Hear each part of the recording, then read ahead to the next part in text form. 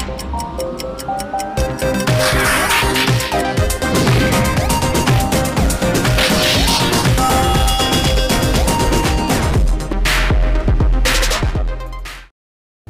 आपका स्वागत है ग्रेटर जम्मू वर्चुअल में और आप देख रहे हैं टैलेंट स्पीक और मैं हूं आपके साथ श्रुति अरोड़ा।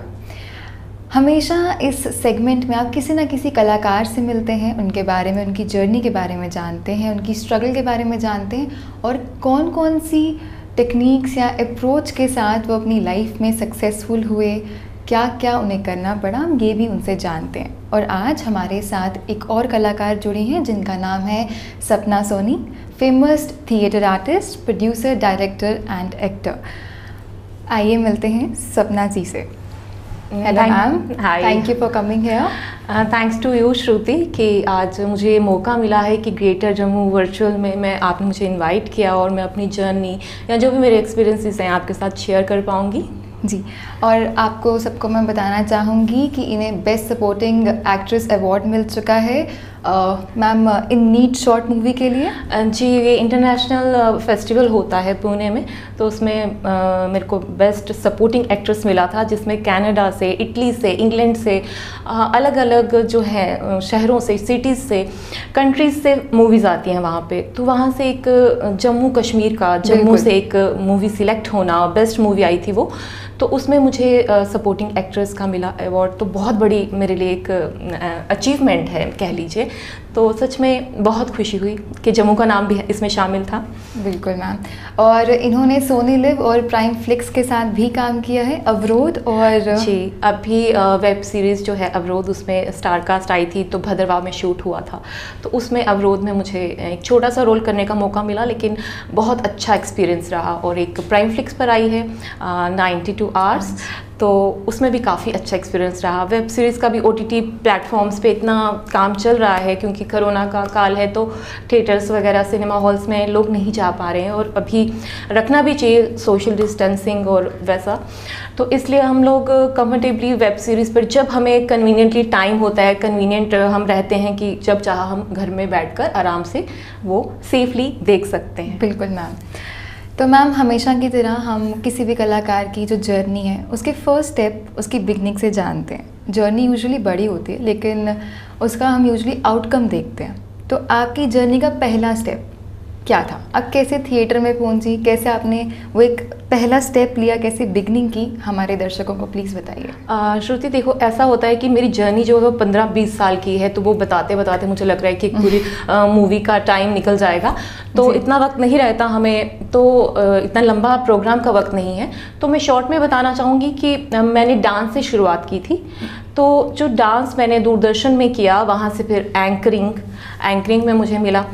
फिर मैं एंकरिंग करती गई 4-5 साल, अभी भी करती हूँ। कुछ खास प्रोग्राम हो, कुछ अपने लोग बुलाते हैं तो करती हूँ, लेकिन मेरा ज़्यादा रुझान अब एक्टिंग की तरफ है या डायरेक्शन की तरफ है, क्योंकि मैंने अपना एक NGO ग्रुप बनाया है, द कलाकार्स। तो मुझे सिखाने में बहुत मज़ा आता है। जो फ्रेशर्स आते हैं उनको एक्टिंग स्किल्स जो हैं वो मेरे भी निखरते हैं और उनके भी निखरते हैं। तो उस तरह से एक प्रैक्टिस होती रहती है। और इस तरह से आप कह लीजिए कि मेरा थिएटर में 2004 में शुरुआत की थी मैंने, जिसमें सरदार कृपाल सिंह कसाली का पहला प्ले किया था मैंने, नच्चांगी सारी रात। तो उसमें मुझे बेस्ट एक्ट्रेस का मिला था, मुझे अवार्ड मिला था।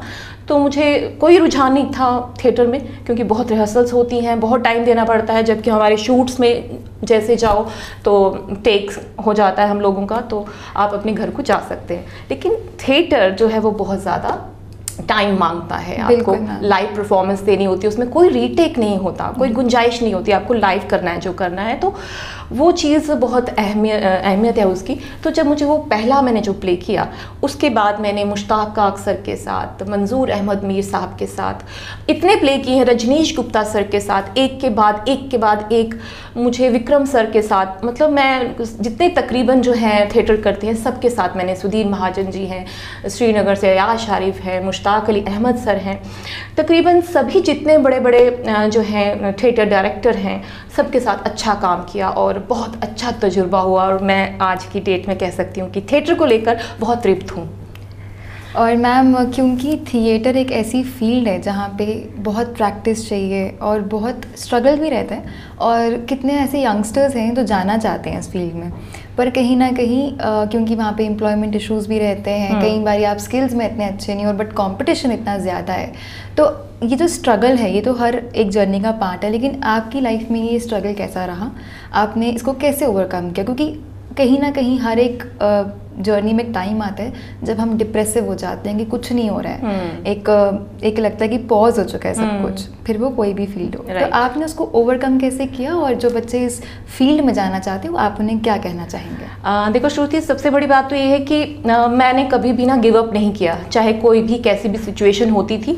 तो कहते हैं कि हर रात के बाद दिन आता है, तो जो बच्चे हैं अगर वो इस एक्टिंग फील्ड में आना चाहते हो, सच में डेडिकेटेड है, पैशनेट है अपनी इस एक्टिंग को लेकर या थिएटर को लेकर, तो मुझे लगता है कि 100 ना के बाद एक हाँ होती है। जितनी मर्जी आप हार जाओ, उसमें गिव अप नहीं करना चाहिए अगर आपका सच में वो पैशन है तो मुझे लगता है कि उनको अपनी मंजिल की तरफ बढ़ते रहना चाहिए। एक दिन वो ज़रूर उस मुकाम पर पहुंचते हैं, क्योंकि मुझे अपना पता है, मैं आहिस्ता आहिस्ता आहिस्ता करके, एकदम से आप सफलता नहीं मिलती किसी को भी। तो आप एक कश्ती में सवार रहिए और गिव अप मत कीजिए, तो आपको ज़रूर आपकी मंजिल ज़रूर मिलेगी। और मैम खासकर क्योंकि आप एक औरत हैं, आप एक वुमेन हैं, तो बहुत सी लड़कियां अक्सर मतलब जाना चाहती हैं मॉडलिंग में और एक्ट्रेस बनना चाहती हैं, उनके लिए एक स्ट्रगल अलग ही पार्ट है जी। और काफ़ी अलग तरह की उनको चीज़ों का सामना करना पड़ता है, मेंटली स्ट्रॉन्ग रहना पड़ता है बहुत सी सारी चीज़ों के लिए। इस पर आप क्या मैसेज देना चाहेंगे उन्हें? देखिए, ताली हमेशा 2 हाथ से बजती है, इसका एक ही कहावत है। तो इन लड़कियों को है स्ट्रॉन्ग तो होना है, और ये नहीं सोचना है कि मैं लड़की हूँ और समाज में, मर्दों का समाज है, मैं आगे नहीं बढ़ सकती, ऐसा कुछ नहीं है। आप अपनी काबिलियत पे, आप में कॉन्फिडेंस हो, आप स्ट्रॉन्ग बनकर किसी भी मुकाम को हासिल कर सकती हैं। तो जैसे मैंने स्ट्रगल किया है, बहुत सी चीज़ें सामने आई, लेकिन मैंने उनके साथ समझौता नहीं किया, कोई शॉर्टकट नहीं अपनाया। 20 साल के सफ़र के बाद अगर आज आप मेरा इंटरव्यू ले रही हैं, तो कुछ मैंने किया है तो आप ले रही हैं इंटरव्यू। तो ये 20 साल का सफ़र है, आप ये नहीं कह सकते कि 2 दिन में तय किया जा सकता है शॉर्टकट। बिल्कुल मैम जी। तो मैम कई बार कुछ ऐसी पर्टिकुलर चैलेंजेस होते हैं उनके लिए, जैसे कि कई बार तो घर वाले भी नहीं मानते हैं कि आप जाएंगी वहाँ पे बहुत सारे मेल्स होंगे और फिर अलग अलग तरह के आपको ड्रेसेस पहननी है, या ऐसी नैरो माइंडेड सोच रहती है कहीं ना कहीं हमारे सोसाइटी की, हमारे पेरेंट्स की, तो उससे भी कहीं ना कहीं लड़कर बाहर आना है। तो उसमें क्या किया जाए, क्योंकि ये एक ऐसी चीज़ है जहाँ आपको टाइम लगता है धीरे धीरे प्रूव करने के लिए, और कोई भी बेटी जो है, किसी की भी डॉटर है, वो उसको बिल्कुल भी आसानी से एक फ्री हैंड नहीं देंगे अगर घर पे कोई बैकग्राउंड ना हो, कोई सपोर्ट ना हो। तो उनके लिए क्या? देखिए, डिपेंड करता है फैमिली टू फैमिली या उनके घर के क्या संस्कार है। अब गाँव के बच्चे भी आजकल बहुत से ऑनलाइन कंपटीशंस होते हैं, आप देखिए इंडियन आइडल है, वहाँ पे बच्चियाँ जा रही हैं, अच्छे अच्छे नाम कमा रही हैं, गाने गा रही हैं, और बहुत अच्छे सिंगर्स निकल रहे हैं, डांस कंपटीशंस हो रहे हैं, एक्टिंग के कंपटीशंस हो रहे हैं, तो बच्चे जा रहे हैं। आजकल वो ज़माना नहीं रहा जो हम लोगों को था 20 साल पहले, क्योंकि मेरे घर में बहुत ज़्यादा ये स्ट्रिक्ट थे, मुझे सिर्फ गाड़ी लगाई थी घर से स्कूल और स्कूल से घर, तो उसके बावजूद भी मैं इस लाइन में आई, कर रही हूँ मैं काम। आज बहुत सी लड़कियां हैं जो सेम आप ही की तरह कहीं ना कहीं रिस्ट्रिक्टेड फैमिलीज में, तो ऐसा होता है कि फैमिली में उस तरह से आपको अपने टैलेंट को, उस तरह से अपनी कला को आपको अपने पेरेंट्स को भी दिखाना पड़ता है कि मैं बनी ही इसलिए हूँ, मुझे ऊपर वाले ने पैदा ही इसलिए किया है। तो वो अपने आप कन्विंस होते जाते हैं धीरे धीरे, आहिस्ता आहिस्ता। जिस तरह से मुझे मेरे पापा ने टीवी में पहली बार देखा, मैं चोरी से जाती थी एंकरिंग करने, तो मेरे पापा ने एकदम से जब दूरदर्शन देखा, ये तो सपना लग रही है, तो उन्होंने मुझे गुस्सा नहीं किया जबकि मैं कांप रही थी। तो उसके बाद जो है मुझे उन्होंने अलाउ किया, खुद मुझे वो लेकर जाते थे। तो ये चीज़ें होती हैं कि आपको एक अपनी डेडिकेशन, पैशन को नहीं छोड़ना है, गिव अप नहीं करना है। अपनी फैमिली को भी आप एक बहुत सही ढंग से अपनी कला से प्रभावित करके उन्हें कन्विंस कर सकते हैं। Thank you ma'am. और साथ में मैं ये जानना चाहूँगी कि आप अपना जो आपका टैलेंट है वो किस तरह से हमारी सोसाइटी के लिए कंट्रीब्यूट कर रही हैं। क्या आप अपने टैलेंट को, अपनी कला को किस तरह से जम्मू के लोगों के लिए मददगार साबित कर सकते हैं? देखिए, एक जो हमारी एक NGO है कलाकार, उसके तहत हमने बहुत से गरीब लोगों को स्पेशली हमने बहुत कुछ खाने पीने की चीज़ें दी। मैं इसका बोला नहीं चाहती वैसे, लेकिन हमने किया इस टाइम में, जबकि बहुत ही क्रूशियल टाइम था, मार्च से लेकर जून जुलाई तक वो किया। और दूसरा ये कि हमने एक ऑनलाइन हमने एक ना वर्चुअल कह लीजिए आपने, हमने एक मैसेज जो है स्प्रेड किए हर जगह कि आपको फेस मास्क पहनना है, सोशल डिस्टेंसिंग करनी है, सैनिटाइज़र और हाथों को बार बार धोना है। इस टाइप के हमने मैसेजेस जो है, गीत हैं, गाने हैं, बहुत से ऐसे प्रोग्राम्स हैं जो हमने विदाउट किसी पैसे के या किसी लालच के हमने वो लोगों तक स्प्रेड किए। क्योंकि जम्मू में अगर थोड़ा बहुत नाम है, 4 लोग जानते हैं, तो शायद वो हमारी बात मानेंगे, सुनेंगे। तो अभी तो हम इतना ही कंट्रीब्यूट कर पाए हैं। बाकी ये है कि जो हमारे जम्मू की या कश्मीर की छोटी सी इंडस्ट्री है, उसमें हम एक दूसरे का सहयोग करते हैं। कोई भी हो, आर्टिस्ट हो, एक फैमिली की तरह है, पॉजिटिवली चलते हैं। किसी को किसी की ज़रूरत है या किसी को किसी की कोई भी मदद की ज़रूरत है, तो हम लोग एक दूसरे को सपोर्ट करते हैं। तो कंट्रीब्यूशन जम्मू कश्मीर को हम यही कह सकते हैं कि यही किया है, एक दूसरे के साथ हम मिलजुल कर रहते हैं। और आपके पास जो भी आए उन्हें गाइडेंस देती हैं, उन्हें सिखाने के लिए। एग्जैक्टली मेरा एक नेचर ही वैसा है, हेल्प करना। मतलब कि वो इंसान ही क्या हो जो इंसान की मदद ना करे। ज़िंदगी बहुत छोटी होती है, मुझे ये लगता है। Thank you so much ma'am, आपके साथ बात करके बहुत अच्छा लगा। और आखिर में आपकी इतने साल के एक्सपीरियंस से कोई एक बात का मैसेज क्या देना चाहेंगी हमारे दर्शकों को?